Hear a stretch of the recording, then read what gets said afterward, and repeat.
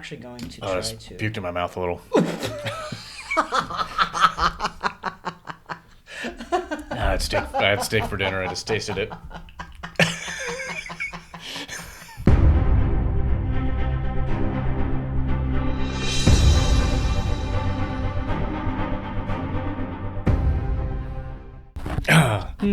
All right, you ready for me? Okay, you ready for episode 84? I think so. Are you guys ready for episode 84? I hope so. This is Weighing In with Travis Hartman.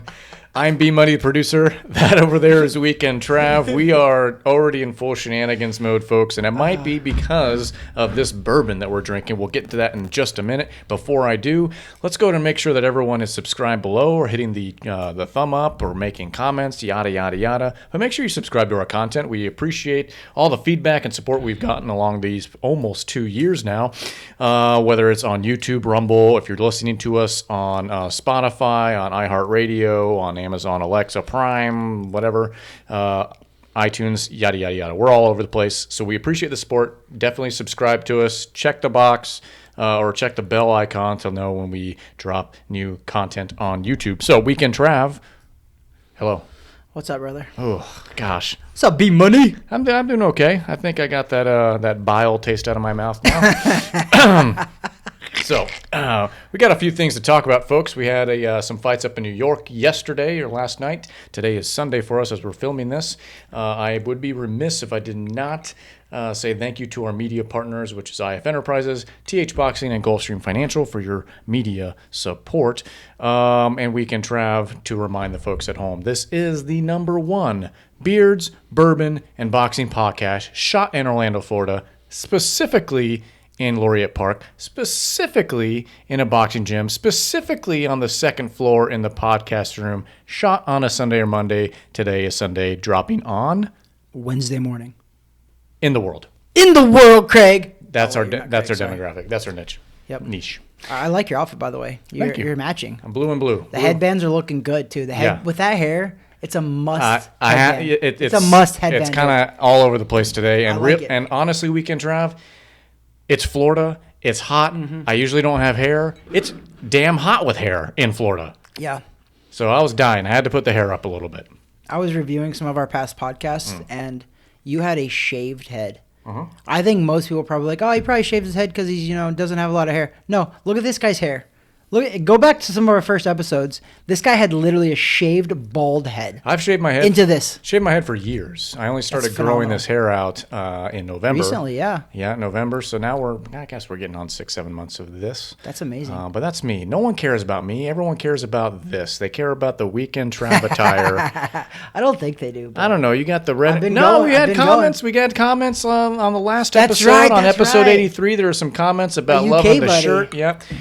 So Weekend Trav, you're donning the, it's almost festive Christmas colors, and you got the pants I got too. the full outfit, guys. I'm rocking it all. Gosh, I'm rocking it all. I'm actually going for it all. I'm actually wearing pajama shorts, I think, because that's just how I roll. love Weekend it. Trav. We do have boxing things to talk about, but we're going to jump into the bourbon side of things. Let's get it. We're back to having a bourbon rather than some random, a whiskey or this or that or an old bottle. This is a brand new thing for us. We've never had this before.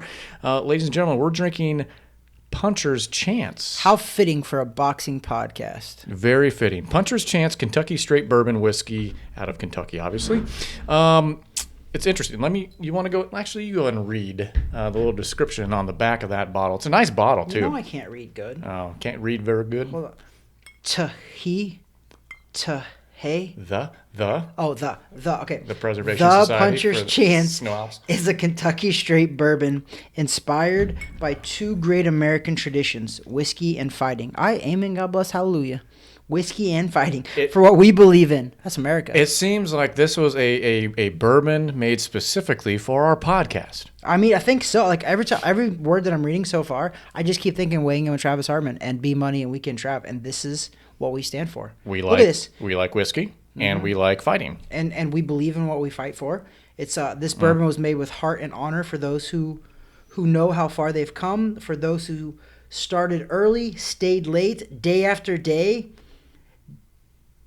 I cannot read that. Dear after what? Oh boy. Oh boy. See what you made me do? Okay. No. What? Peer. Wait. Dear after peer. Can you read that? Like right there. The second to, or the very last sentence, dear or peer.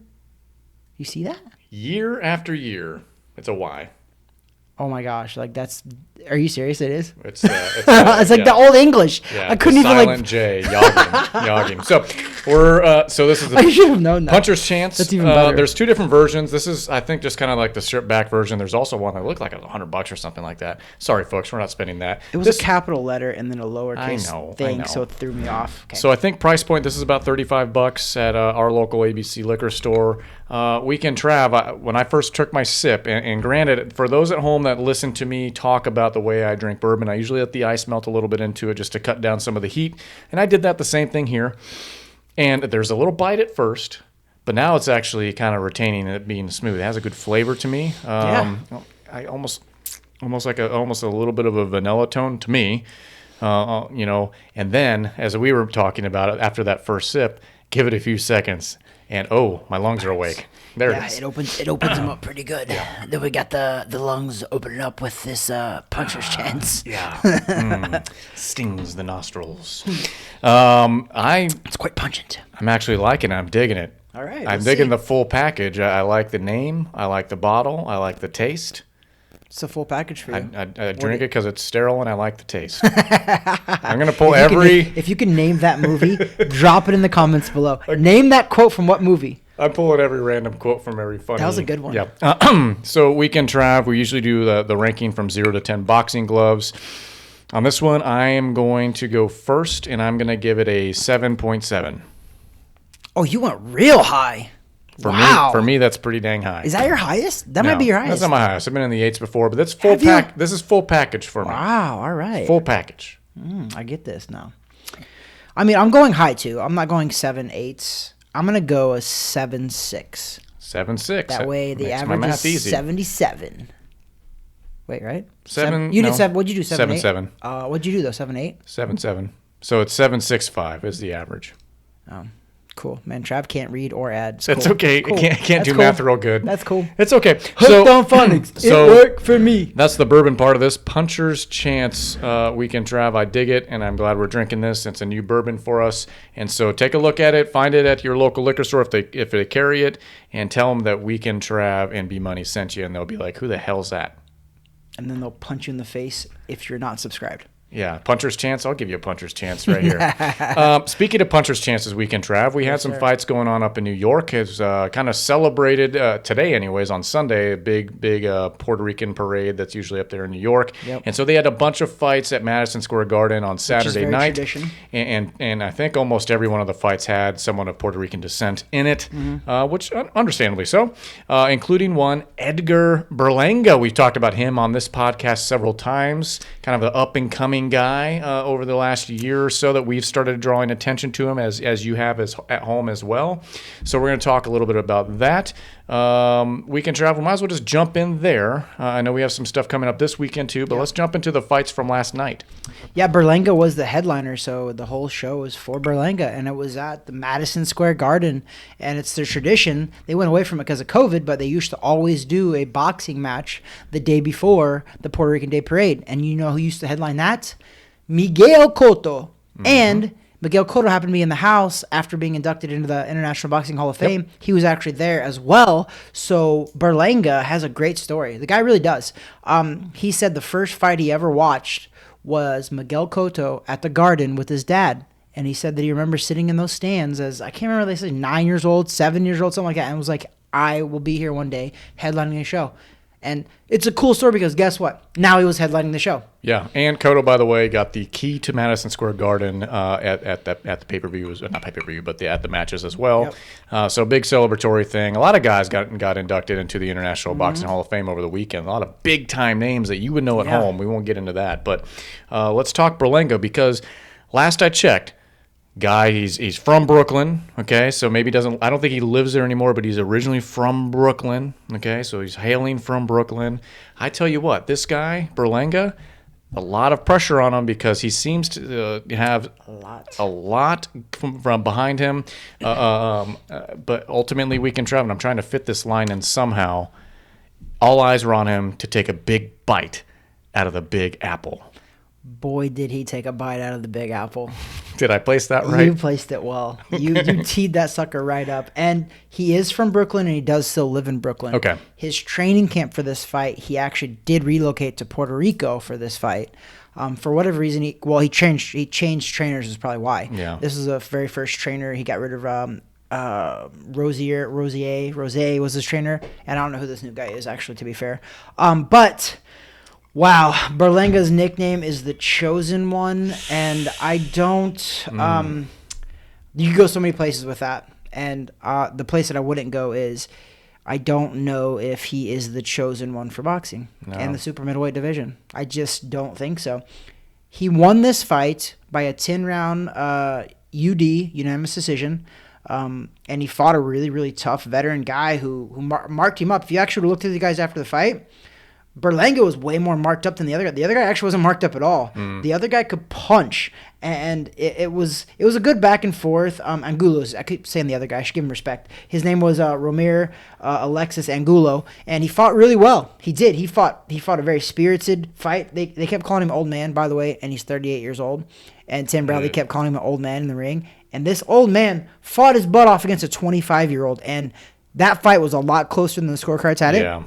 I'm not saying the decision was wrong, because I think the right guy probably did win, but I don't think that Berlanga actually won in the grand scheme of things.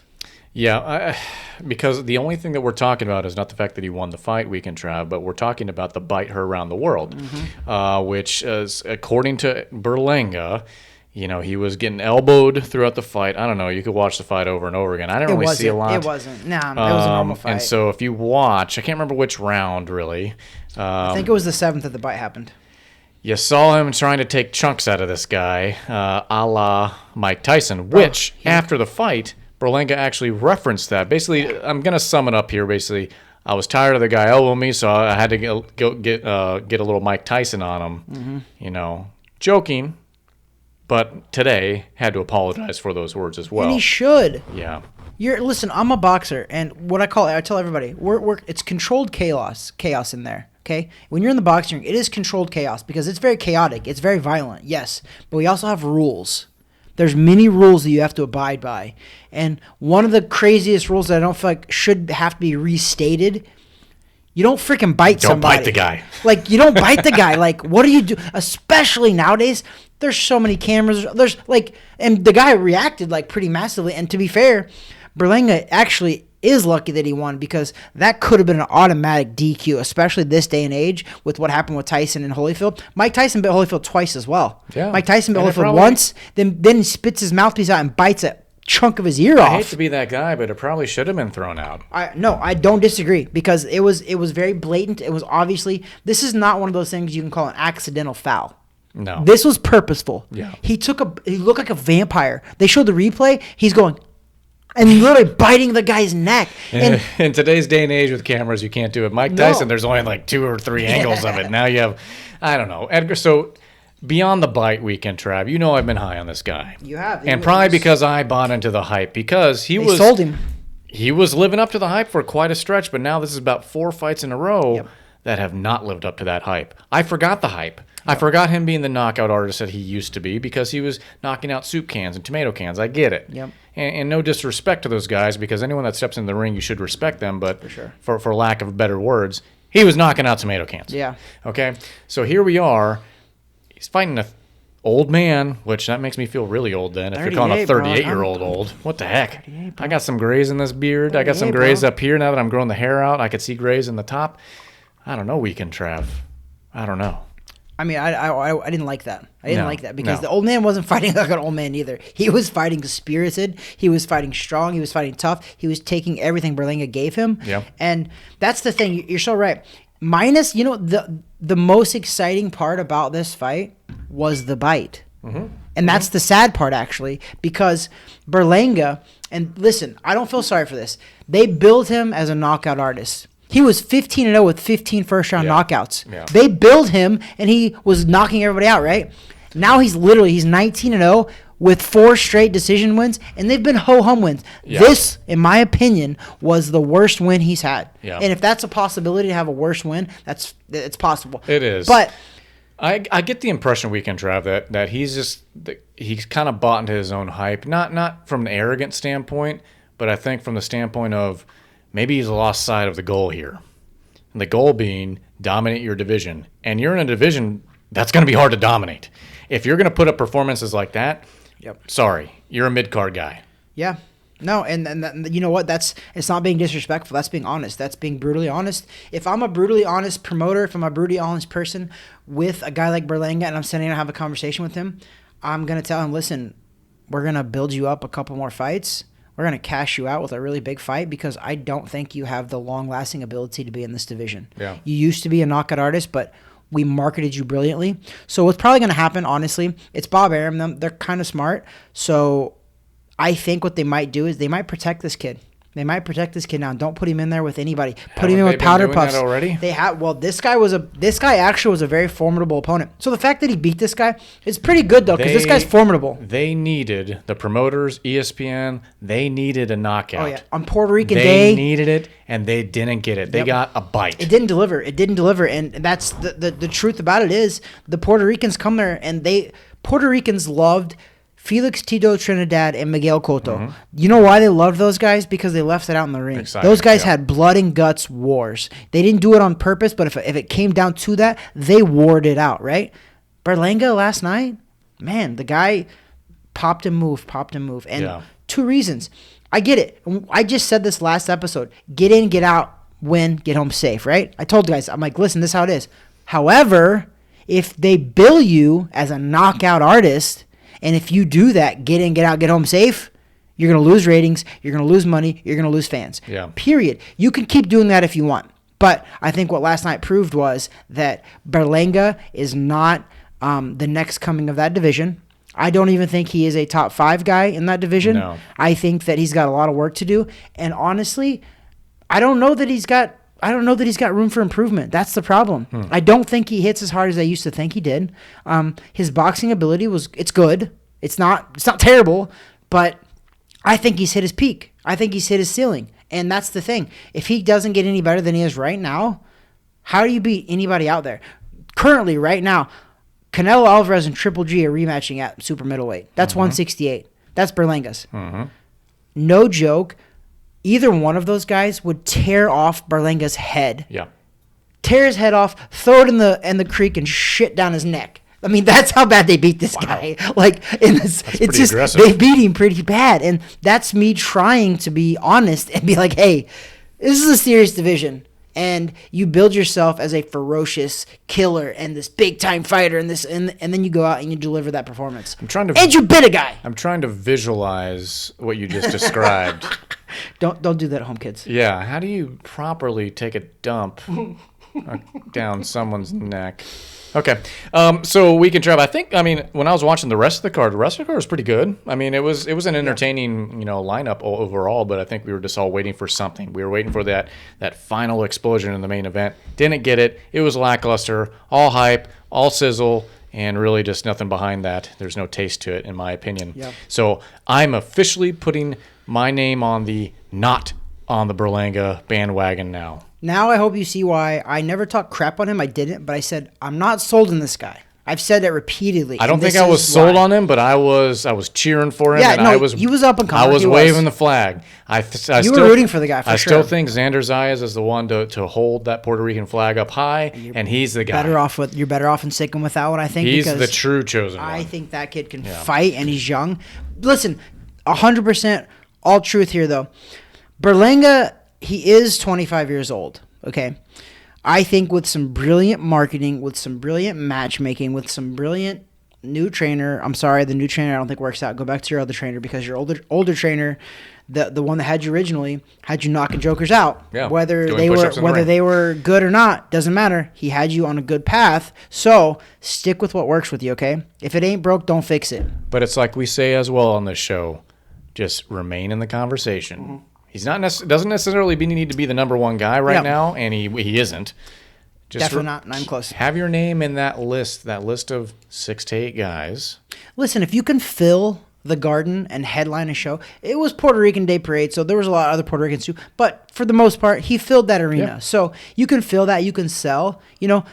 People are forgiving. So he does have a couple more fights left to where he is going to get some opportunities. He will. Yeah. He's got a couple more fights, and we'll see how it goes from there. But if you want my honest boxing prediction of where he ranks in the upper echelon of these guys in the 168-pound division, I'm going to be honest with you. He falls flat. He gets knocked out by any other guy in the top 5 in that division, period. He doesn't even sniff a world title fight.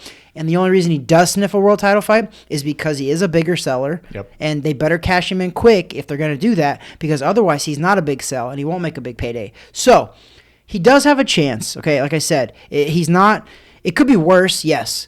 He can fight a little bit. He's 19-0, professional boxer, super middleweight. He is. He can make some small changes here. What he can do is, like I said, they love a comeback story, B-Money. They could be like, oh my gosh, he comes out. I'm really sorry. I had so much pressure. I bit the guy. Training was a little off because I had a new trainer. I had all this stuff. I'm going to regroup. I'm going to come back. He's got that opportunity. So he's not done. I don't want to say that. He's not done. It makes me think, Weekend Trav, what if he didn't attempt to bite the guy? What would we be talking about? Yeah, I know. You're right. You know, you're 100% right. We wouldn't be talking. I mean, hell, is that part of the game plan? I mean, we'd have spent a minute on this, I promise you. Absolutely. 1 minute. But we're talking more about it because it was the bite around the world. It was the big bite out of the Big Apple. Okay? I said that, folks. Who else said that? I don't know who else said that. Max Kellerman, did you say it? I don't think so. B-Money should coin that. Berlanga took a bite out of the Big Apple. That's better. Okay. That's what you said, though. Okay. So Weekend Trav. Let's move on because we need to. What's going on There was better fights that night, actually. But let's talk about this weekend instead. All right, we're cool with that. Yeah. Just from a timing standpoint. This weekend, actually, we're going to see some warriors. We're going to see some knockout artists. We're going to see some heavy artillery in that ring. And there's going to be... Listen, I will tell you this. So June 18th on ESPN... Artur Beterbiev versus Joe Smith for a unified light heavyweight title. I think Joe Smith has one of the titles, and Beterbiev has 2 of the other titles. The WBC, IBF, and WBO titles are on the line. You know who owns the other title? Dimitri Bivol. Oh, yeah, that's right. He owns the other title. So, which he just beat Canelo Alvarez, so that's why I brought that up. But, so, Beterbiev versus Joe Smith Jr., and I believe that's happening at Madison Square Garden too, right? Is that, I think... Asking the wrong guy. Oh, you know what? I think it is. But regardless... That fight is next weekend on ESPN. Dude, I will bet a whole lot of my reputation and money on this fight that we do not see the 12th round bell. Okay. I think it's going to be way sooner. I think it's going to be within 6 rounds. I think Beterbiev knocks out Joe Smith Jr. I'm actually going to I'm going to do my prediction now. I think Beterbiev's going to knock out Joe Smith Jr. in the 4th round. Wow. Okay. 4th round. Okay. I haven't done enough research. And that is not disrespected Joe Smith Jr. That dude's phenomenal. He beat Bernard Hopkins and retired Bernard Hopkins after that. And this dude can fight. He can. He's 100%. He's a hardworking guy. He used to be a construction worker, made it in boxing now, and he's doing well. He's a world champion. He has a weird, lanky frame. I don't know. I haven't done enough research on the fight. I was watching. ESPN was hyping the hell out of the thing. It's deserved, though. Yeah. In my opinion, it's Here's the thing. When you look at the Vegas odds, I was looking at the potentials on gambling on this one. Smith plus 600. I don't think it's worth it, dude. No. In my opinion, he's not a big puncher. Vegas is telling you that he's about to get steamrolled. Yep. Okay, so if you want to take a rough, high-flying chance on a guy, go for it. But the Canadian... Yeah, it's at Madison Square Garden. Looks to be the massive favorite in this fight, obviously. I don't know about the rounds and that sort of thing. I just don't know enough about this matchup in particular to comment on it. But if we're looking for fireworks weekend, Trav, and I would support his opinion on things because he is a boxing aficionado of sorts. I like it. Then we should probably see this thing with a finish of sorts. Listen, Beterbiev, he's 17-0. With 17 knockouts. Yeah. He's got a 100% knockout ratio. And he's a world champion. Listen, this is where I'm going to try to help the average person think about this. Berlanga, 19-0, right? Or actually, let's just go back to when he was 15-0 with 15 first-round knockouts, right? Not even sniffing a world title. Wasn't fighting world champions. Artur Beterbiev is 17-0, and he's a world champion. Yeah. Knocking people out. Yeah. That is the difference. And that is where I hope people, Puerto Ricans, don't attack me for this on Berlanga. I know he's probably a good guy. Like, he seems like a good guy. Don't attack me on this. I'm just trying to give you an honest, real opinion that there's a difference. There's a difference between good and great. Okay, Berlanga is good. I'm going to give him some credit. Yeah. He's good. He's not world champion good. Beterbiev is great.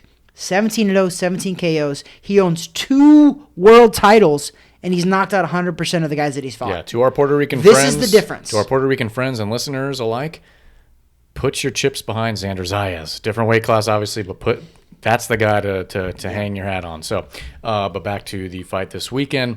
So that's coming to us from Madison Square Garden. That's ESPN as well, correct? Or ESPN Plus? June 18th, ESPN. ESPN. So ESPN. Listen, it's going to be a barn burner. It's going to be an exciting fight. According to Weekend Trav, there's going to be a finish involved. It's not going the distance. So if that's what you're looking for, you're going to get it from these two. I got some excitement for you, though. I just pulled up that card. Guess who is the co-main event to that card? I'm not going to guess. You're going to tell me. Sir Abraham Nova.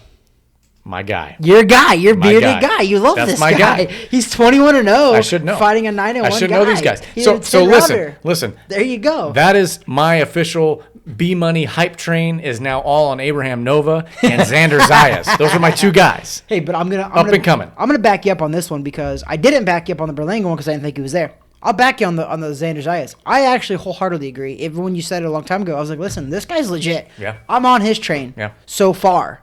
Not saying he's the next coming. No. But he is somebody to look out for. Pay attention to him. Pay attention to because he is explosive. He's a hard worker. This dude literally throws bombs in the ring. He does have a different style, in my opinion, than Berlanga, and he's explosive. And I want to see Xander Zayas fight again. I wish that he didn't get sick. I want to see him fight again. Yeah. Well, pay attention to this co-main event then with Abraham Nova.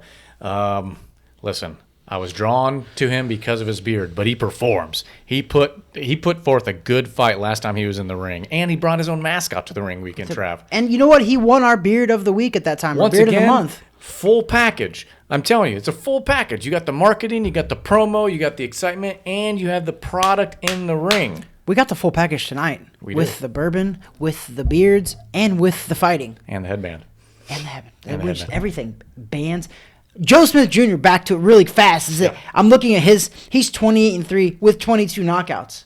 So this guy's knocked out everybody, but technically 9 people. In his wins, though, he knocked out everyone that he beat besides 6 people. It's just really telling, though. I can't get over that plus 600. I can't get over that. That's almost disrespectful to a degree.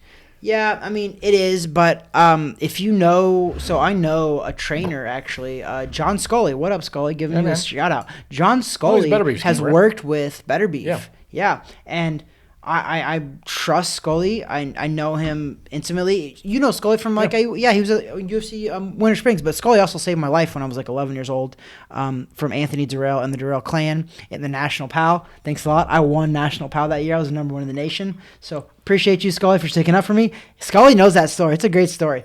But back to the point is, I believe when Scully has trained this guy and tells me this guy is just, he's legit. And his stats prove it. His demeanor proves it. Beterbiev can fight, period. And what's good about this, a lot of times you see these foreign guys, even though he's from Canada, these foreign guys, you see them fighting and they're really strong, right? They usually don't have a big amateur background. This guy's got a good amateur background. Yeah. I think he might. I got to double check, but I'm pretty sure, my fact checker who's not here today, but I'm pretty sure he's got 2 gold medals. If it's not 2 gold medals, he's fought in 2 Olympics. So this guy's had a big amateur career, Beterbiev. Yeah. And he can punch. That's dangerous. The guys on last night's broadcast did reference Scully being in his camp and basically, I would say loosely quoting him saying, this ain't going to last. Beterbiev's going to finish this guy. He's going to kill him. I think it's going to be inside 4 rounds. Yeah. I wouldn't be surprised if it's sooner. I would look it up, but this is the wrong phone to look it up. I want to see what the prop is within 4 rounds on that fight. Might be an interesting little take at home, Yeah. But once again, that is all on you. We do not necessarily recommend to gamble. That is a vice to everybody. We have many vices here. We drink. I know sometimes Trav smokes the little cigar here, and sometimes we do gamble. They're all vices, and we understand. Gambling could be an addictive situation, so if you need help, get help. We are not here to recommend adding that to your vice list. Absolutely not. We do this for fun. However, it's freaking fun. Right? It is. And if you're smart about it, and B-Money's a financial advisor. This guy, his betting is actually hilarious. I love it when he sends me his betting slip and literally what he's bet on. I'm like, why are you even betting? You're betting like if B Money, if they let you bet pennies, you probably would bet pennies. Oh yeah, absolutely. You're such a fun Absolutely. like. B Money diversifies his bets. It's hilarious, actually. Well, if I'm not fully interested and fully engaged, and I do that, what was the fight that was just the other weekend? And I showed you my slip. It was. I think it was the Devin Haney-Kambosos one. Yeah. Which I wasn't like completely sold one way or another. So I was taking Devin Haney as a decision, and then Kambosos. So like prop betting. Either way, it netted myself neutral. Because if Kambosos would have won, I would have won money. But overall, I netted neutral. You saved yourself. You I hedged diversified myself. it. There you go. I hedged myself on those bets. Other people, other purists will be like, B Money, why don't you put your neck out there? Because, mofo, I got to feed some people. I got a family. I got two kids and a family to wife. feed. And the market stinks right now. So, got to do what I got to do. So, weekend trap. Interesting fight. You're taking Beterbiev within 4. Yep. Okay? I'm going on a limb That's already the and saying prediction. 4. Interesting. I don't know enough, so I'm not putting a prediction out there, but it should be exciting, folks. If you're watching this weekend on ESPN, normal times in the evening, that's coming to you from Madison Square Garden, and that's for a unified title between the 3 belts there. Very, very interesting to possibly set up with Bivol maybe on the next step, depending on how Canelo Triple G shakes out. Yeah, and we can announce this as well because it's been announced all over social media.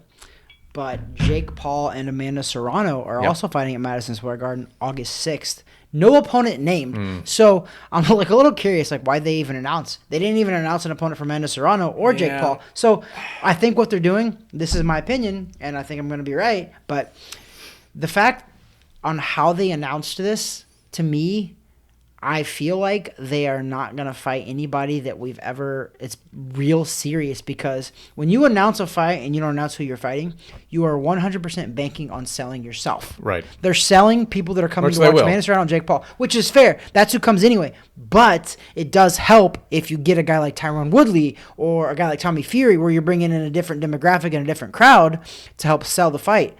Which, to me, it looks like they're just trying to sell those two because Amanda Serrano did really good. Yeah. At Madison Square.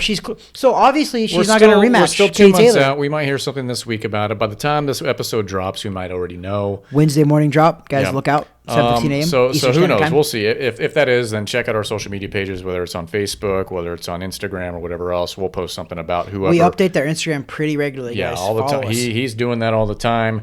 So I don't know. We'll see who it is. Do you think it might be Tommy Fury? Maybe they're just trying to get the final details all settled up. I don't know. To be honest, you don't like the fight. I like the fight.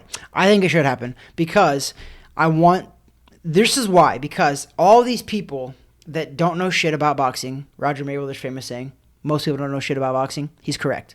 And I say this because most everybody that I know that doesn't really know boxing, they say, oh, well, Jake Paul hasn't fought a real boxer. So here's the deal. I want him to fight a guy like Tommy Fury, who's a real boxer. He's 7 or 8-0, right? And I think Jake Paul still beats him. So I want him to do that because then I want to hear what they say. Because, to be fair, I know Jake Paul's not likable. He's a little bit of a villain, and he's kind of selling that part. And it's working because it worked for Mayweather. It's working for Jake Paul. Cool. But he gets in people's emotions, and they start thinking crazy and emotionally. And I just want to let everybody know that just because I think he beats Tommy Fury. So I hope that he fights Tommy Fury. I hope that he beats Tommy Fury. Because then I want to hear what all the haters actually say then. I want to hear what they say. That's kind of my whole... I don't doubt I'm on my little thing just trying to I want to see what they say. If that's who he fights, I don't doubt that he beats him. Here's what they're going to say. It's not a walkthrough for sure. Let's go and fast forward. Here's what they'll say if he beats him, when he beats him. It was fixed. Oh yeah. I mean, you watch the Woodley fight. He knocked Woodley out cold, and people still say, everyone's like, watch his hand shake. A split second, he basically just did this. Yeah. No, he didn't. No, this was a setup. It was know this from boxing. Not yeah. it was a setup. He set him up, and what I mean by a setup is the whole match. He set it up from the first round on. Like it wasn't a setup as in like, hey, I'm gonna do this. It was a setup as in Jake Paul. He's got a good trainer. BJ taught him well. He was jabbing down, jabbing up, and then he came over the top of the right hand. But let's be honest here, Weekend Trav. He might fight someone no one's ever heard of. People are going to tune in. They're going to watch because they want to complain about it. Or they want to watch him accidentally get beat, too. Or accidentally get beat. So that's the whole thing. It's a win-win no matter what for Jake Paul. whether or not he fights someone legit or someone not legit, because either you're going to watch him get knocked out or lose, or you're going to watch to see him solidify himself as a legit boxer, or you're just going to watch it to complain about it. Either way, we're talking about it, and it's in Madison Square Garden. Either way, it's in the Garden. You're paying the price. You're paying it. So at the end of the day, whether you are happy or not, Jake Paul's going to that bank and cashing that check that you gave him. Absolutely. So if you want to talk shit, that's fine. But remember that no matter what you say, you're still paying to watch him. All right? So it is what it is. And that's kind of why this kid is semi-brilliant, because of that very factor. There's something, I remember a guy, Richard Schaefer. Richard Schaefer was one of the lead guys who built up Golden Boy Promotions with Oscar De La Hoya. Okay, he was a big, I don't know if he was the matchmaker, what he did exactly, but he was the president of Golden Boy Promotions actually for a while, and him and Oscar had a big falling out, and he left, right? But Richard Schaefer said something about Adrian Broner, which is very true. He said, like him or not, Adrian Broner brings out emotion in people. Yeah. Okay, and when you can figure out a way to bring out emotion in people, when you bring out the emotion in people, you know what that does, good or bad. It brings them to you, literally. Your eyeballs are there. That's all that matters. And that's the thing. I've talked about it many times, and it pains me because I'm doing it again right now, talking about Adrian Broner, because I don't like the fact how the kid built himself up, because he was talented. He could fight. He's not a bum by no means, but I don't like his behavior. I don't like how he is. But regardless of that, it's correct. He found a way into people's minds, and also profiting it in his pocket. It's marketing. I'm in his pocket right now. It's marketing 101 Weekend Drive. He's living rent free up here in Weighing In with Travis Hartman. It's all marketing 101. Bad press is still press. Yeah. So either way, so that's coming up in August. Listen, we're going to start wrapping up episode 84. Before I get to final thoughts with you, let's go ahead and just once again thank our media partners. That's IF Enterprises, Gulfstream Financial, and TH Boxing. And then also once again plead with you all, not plead, but ask nicely and in a kind way. Hi, why don't you subscribe to our content, whether it's on YouTube, on Rumble, if you're listening to us on Spotify or iHeartRadio. For those listening, I pointed to my ear. We're everywhere. but so if you're listening to my voice, you didn't see me point to my ear, but for the visual listening experience, if you're hearing my voice, it's so soothing. I pointed to my ear. Go ahead and subscribe to our content. Like it below. Weekend Travel. Let's get some final thoughts, because I know you wanted to give some props to some other guys or someone else from this past weekend, but let's kind of limit it on the time frame. Yeah, for I'm sure. going to open that door up for you. Final thoughts. Well, two things. I just kind of got a little crackle because I remembered something. I think it was last episode or 2 episodes ago. I was talking about how I didn't think Gervonta Tank Davis was intellectually smart outside the ring. Yeah. Right, I said that. Yeah. I caught a lot of grief, and I just got to thinking. I was like, I was trying to read the Puncher's Chance bottle. Listen. How funny is that? How ironic is that? Your comment about his intelligence wasn't you stating you were more intelligent.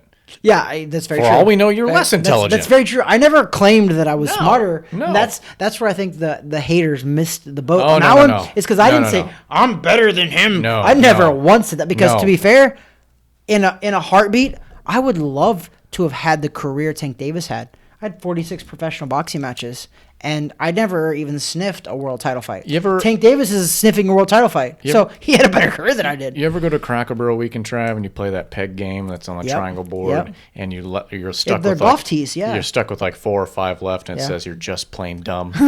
Yeah. I'm not saying Weekend Trav is just plain dumb, and I'm not saying he's necessarily smarter or not as smart as Tank Davis, but they're somewhere on the same list together. Listen, to be fair, the reason why I brought this up was, thank you. The reason I brought this up, I'm not claiming that I'm smarter than Tank Davis. I'm not. But I'm also not claiming that I'm not smarter than him. So with that being said, when I was reading this is like Old English, and the first sentence is obviously capitalized. So the Old English letter is different.